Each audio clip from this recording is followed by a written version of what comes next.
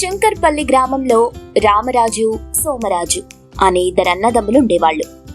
తమ తండ్రి సంపాదించిన ఆస్తులని సమానంగా పంచుకుంటారు. రామరాజు తెలివితో ఆలోచించి తన ఆస్తులని పెట్టుబడిగా పెట్టి రియల్ ఎస్టేట్ చేసి చాలా డబ్బు సంపాదించాడు. ఇప్పుడు అదే ఊళ్ళో పెద్ద బిల్డింగ్ కట్టుకుని భార్య సీత, కూతురు హాసినితో కలిసి నివసిస్తూ ఊళ్ళోనే కోటీశ్వరుడయ్యాడు. డబ్బుందన్న అహంకారం హాసినికి వచ్చింది. ఇక సోమరాజు వ్యవసాయం మీద ఇష్టంతో భూమిని అమ్మకుండా పంటలు పండిస్తూ నష్టపోతూ ఉంటాడు. చివరికి అప్పుల వాళ్ల బాధ భరించలేక ఆత్మహత్య చేసుకుని భార్య శారద, కూతురు రాధ బతుకులను తోడు నీడా లేని బతుకులు చేసి చనిపోయాడు. కొంతకాలం శారద కూలి పనులు చేసి రాధని చూసుకుంది. తరువాత శారద కూడా అనారోగ్యంతో మంచాన పడింది. ఇప్పుడు తల్లి బాధ్యత రాధ తీసుకుంది. తల్లిని బాగు చేయించాలంటే పెద్ద మొత్తంలో డబ్బు కావాలి. అందుకు పెదనాన్న వాళ్లని సాయం అడగాలనుకుని రామరాజు ఇంటికి వెళ్ళింది. సోఫాలో కూర్చొని టీవీ చూస్తూ ఉన్నారు ముగ్గురు. పెదనాన్న, బాగున్నావా తల్లి? ఏంటమ్మా ఇలా వచ్చావు? పెదనాన్న, అమ్మకి ఆరోగ్యం బాగోలేదు. ఆపరేషన్ చేస్తే అమ్మ మామూలు మనిషి అవుతుందని చెప్పారు. ఎంత కావాలి తల్లి? 5 లక్షలు పెదనాన్న. అయినా ఇప్పుడు ఆస్తులు డబ్బులు నా పేరు మీద ఏం లేవమ్మా. అన్నీ మీ అక్క హాసిని పేరు మీదే ఉన్నాయి. నీకేమైనా కావాలంటే నువ్వు హాసినిని అడుగు అని చెప్పి అక్కడి నుండి వెళ్ళిపోయాడు. రాధ హాసినిని డబ్బులడిగింది. అప్పుడు హాసిని, చూడు సిస్, నేనిప్పుడు నీకు డబ్బిస్తాను. తిరిగి మళ్ళీ నువ్వు నాకు ఎప్పుడిస్తావు? డబ్బులకి తాకట్టుగా ఏం పెడతావు? నా దగ్గరేముందక్కా, నీ దగ్గర తాకట్టు పెట్టడానికి ఈ ప్రాణాలు తప్ప. నీ ప్రాణాలైతే ఉన్నాయి కదా. కొంతకాలం మా ఇంట్లో పని మనిషిగా పనులు చేయి. అప్పుడు నీ ప్రాణాలు చక్కగా ఉన్నాయా, బాగున్నాయా లేదా అని చెక్ చేసి డబ్బులిస్తాను. అలాగే అక్క. రాధ వాళ్ళింట్లో పని మనిషిగా చేరిపోయింది. అన్ని పనులు చేస్తూ ఉంది. వాకిలుడ్చి ముగ్గులు పెట్టటం, ఇల్లూడ్చి తడిపట్ట పెట్టటం, ఎవరికేది కావాలో అది చేసి పెట్టటం, ఇలా అన్ని పనులు చేస్తూ ఉంది. రోజులు అలా గడిచిపోతుంటాయి. అక్క, నువ్వు చెప్పినట్టుగానే చేస్తున్నాను కదా. ఇప్పుడైనా అమ్మ ఆపరేషన్ కి కావలసిన డబ్బులు ఇవ్వచ్చు కదా. నేను నీకు ముందే చెప్పాను కదా చెల్లి, నువ్వు ఊరికే డబ్బులు కావాలి అని అడగద్దు. అయినా నీకు డబ్బు కావాలంటే ఇంకా చాలా పనులు చెయ్యాలి. చెప్పక్క, చేస్తాను. నాకు డబ్బు చాలా అవసరం. కుండ మీద కుండ పెట్టుకుని మంచినీళ్ల బావి దగ్గర నుండి నీళ్లు తీసుకొచ్చి గోళంలో పోయి, కుండ పగిలిందా నీకు డబ్బులు రావు. చేసేదేం లేక రాధ కుండలు తీసుకుని తల్లి దగ్గరికొచ్చింది. తల్లిని చూసి కాసేపు మాట్లాడింది. నా కోసం ఎందుకు తల్లి అక్కడ పని మనిషిగా చేరావు? నేను బతుకుతానో చనిపోతానో కూడా తెలీదు.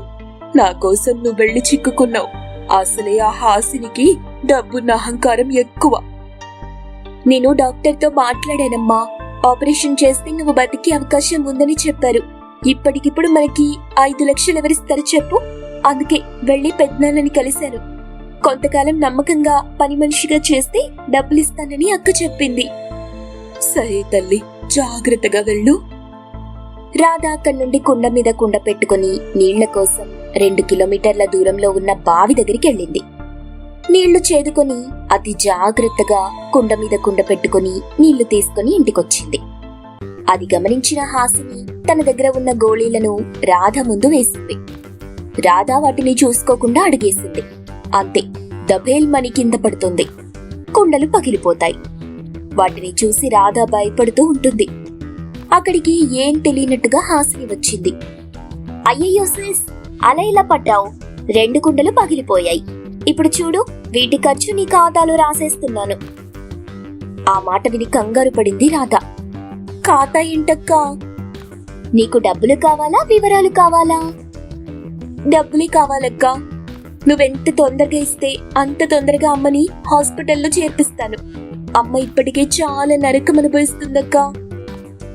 ఇస్తానని చెప్పాను కదా, ఊరికే అడిగి నన్ను విసిగించుకో. సరే, వంటగదిలో తిని పడేసిన గిన్నెలున్నాయి. వాటిని తీసుకొచ్చి బయటున్న ట్యాప్ దగ్గర తోమేసేయి. వంటగదిలోనే తోమేస్తానక్కా. అప్పుడు మీ అమ్మకి ఆపరేషన్ ఇంట్లోనే చేసుకో. ఆస్పత్రికి ఎందుకు చెప్పు? డబ్బులు దండకు కదా రాదా. అలా అంటావేంటక్కా? అమ్మ ప్రాణాలు పోతే తిరిగి రావు కదా. ఈ లోకంలో నాకంటూ ఉన్నది మా అమ్మొక్కతే అక్క. ఆపుతావా నీ అమ్మ పురాణం? మాట మాట్లాడితే చాలు మా అమ్మ అంటూ పాట పాడతావు. అందరికీ అమ్ముంది, నీకొక్కదానికే లేదు. వెళ్ళి చెప్పింది చెయ్యి.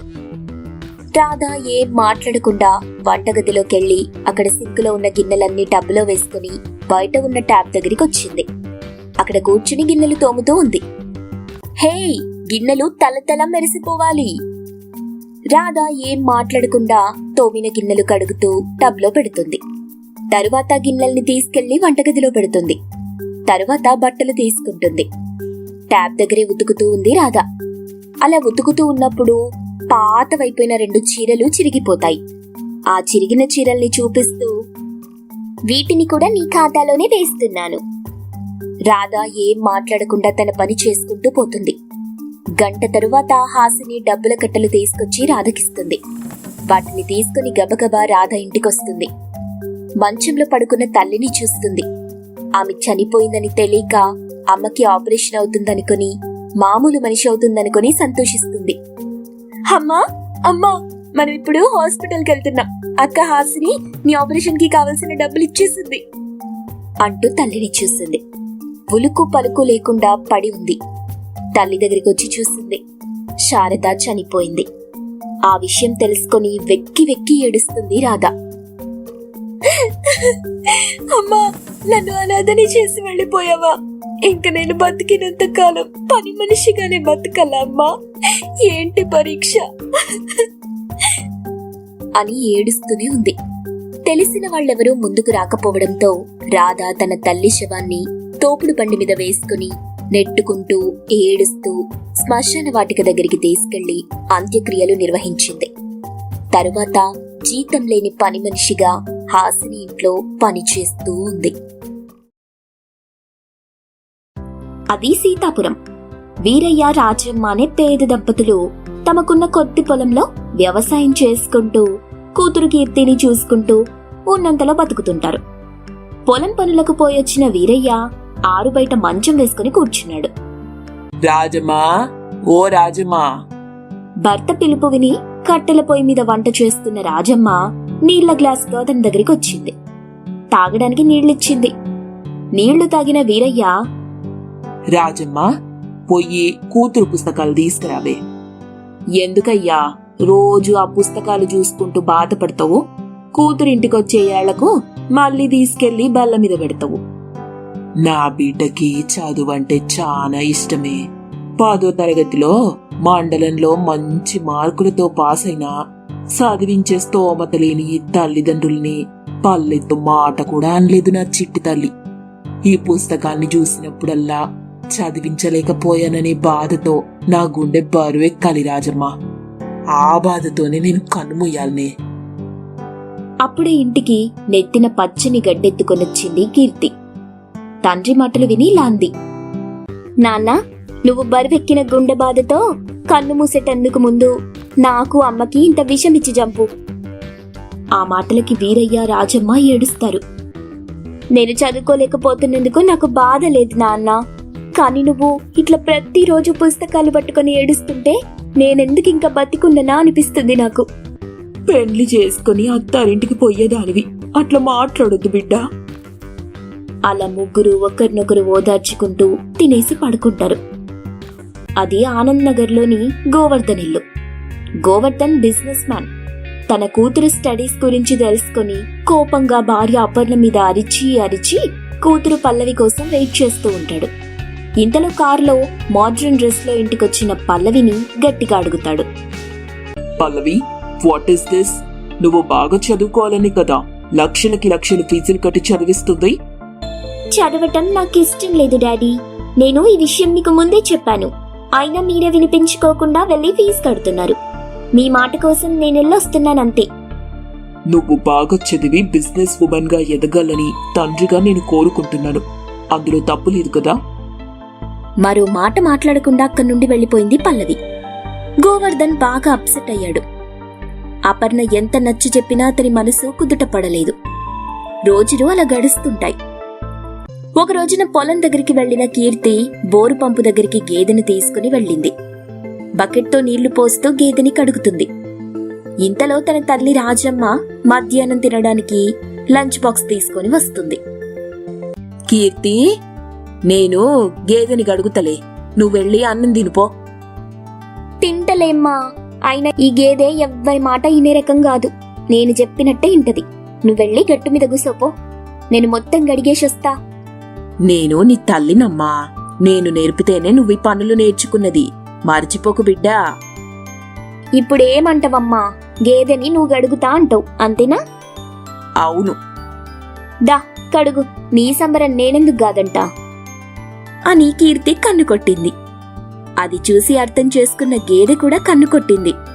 రాజమ్మ గేదె దగ్గరికొచ్చి చెయ్యి వేసింది. అంతే, గేదె అక్కడి నుండి పరుగో పరుగు. అది చూసిన కీర్తి కడుపు చెక్కలయ్యేదాకా నవ్వుతూనే ఉంటుంది. రాజమ్మ ముఖం మార్చుకుంది. ఇదిలా ఉండగా ఉన్నది ఒకటే జిందగీ అంటూ పల్లవి స్విమ్మింగ్ పూల్లో స్విమ్ చేస్తూ తన లైఫ్ ని ఎంజాయ్ చేస్తూ ఉంటుంది. పల్లవి దగ్గరికి అపర్ణ వస్తుంది.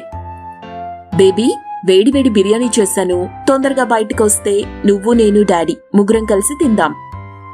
సారీ మమ్మీ, ఈ మధ్య నువ్వు చేస్తున్న వంటలేవి నాకు నచ్చట్లేదు. అందుకే నేను బయట నుండి ఆర్డర్ చేసి తెప్పించుకుంటాను. నువ్వు డాడీ తినేసేయండి అని చెప్పి తన సెల్ ఫోన్ తీసి చికెన్ బిర్యానీ, చికెన్ టిక్కా బిర్యానీ, దాదాపుగా అన్ని చికెన్ ఐటమ్స్ మొత్తం ఆర్డర్ చేసింది. అపర్ణ బాధగా అక్కడి నుండి డైనింగ్ టేబుల్ దగ్గరికి వచ్చింది. జరిగిన విషయం గోవర్ధన్ కి చెప్పింది. అతను ఓదార్చాడు. పల్లవి తన ఫ్రెండ్స్ కి ఫోన్ చేసి ఇంటికి పిలిపించుకుంది.